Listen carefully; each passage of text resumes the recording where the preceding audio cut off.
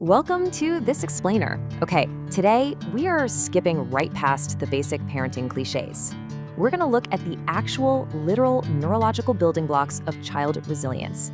If you've ever wondered how we actively engineer emotional armor in our kids so they can tackle life's challenges, well, you're in exactly the right place. We're going to break down the science into actionable, everyday tips for building child resilience. Let's get into it. I want to start by asking you to think about a super relatable mystery. How can two children growing up in the exact same family turn out so completely different? I mean, picture two siblings, same parents, grew up under the exact same roof, ate the same meals, went to the exact same school. Yet, as they grew up, their emotional toolkits ended up being remarkably different. How does that happen? Section 1. A Tale of Two Brothers, the story of Arav and Vihan. To really understand this, let's look at this fascinating case study involving two brothers born just 2 years apart.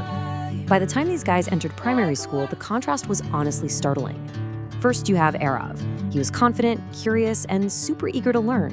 He made friends easily and just had this wonderful ability to stay emotionally regulated and calm. But then you look at his younger brother, Vihan. Now, Vihan was incredibly bright, no doubt, but he got frustrated so quickly. He tended to avoid new situations and found it really difficult to regulate his emotions. Same home, vastly different levels of emotional strength.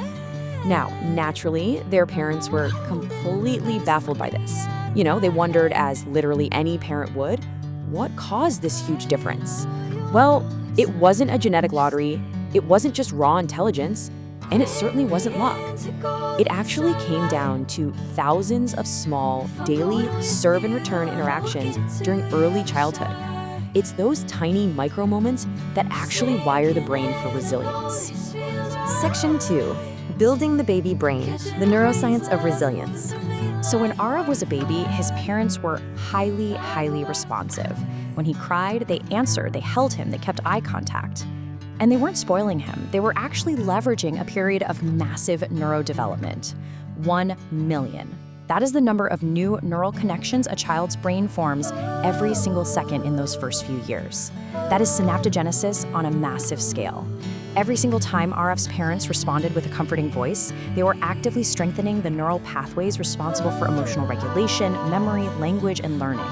And this extended right into toddlerhood.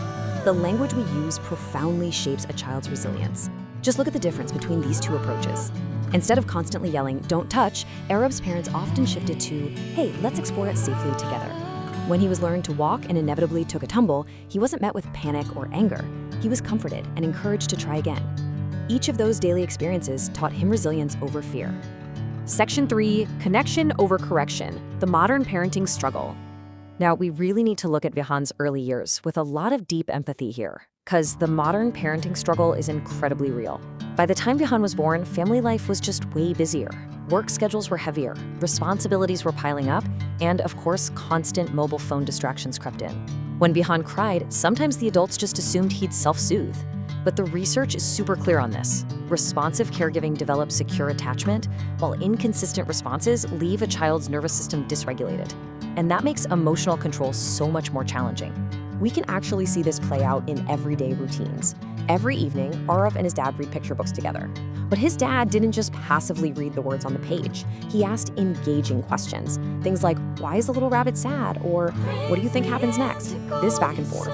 It wasn't just reading, it was cognitive scaffolding.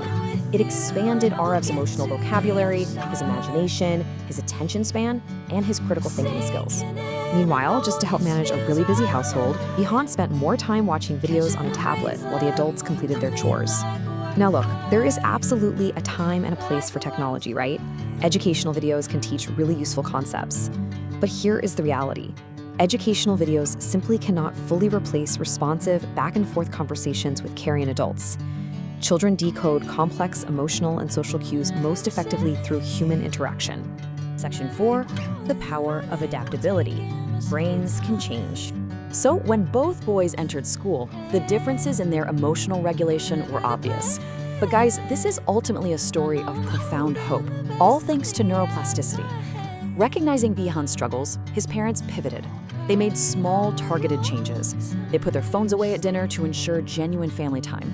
They started reading stories together, playing board games, and openly talking about emotions.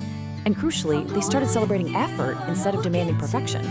Slowly but surely, this new, consistent input rewired Vihan's responses, making him more patient, more confident, and much more willing to try new challenges. Section 5. Tips for building resilience. Actionable takeaways from the science. So, how do we actually apply this? Well, instead of a rigid checklist, I want you to think of building an ecosystem of resilience. First, it starts with being an emotional anchor, responding warmly and consistently to their needs.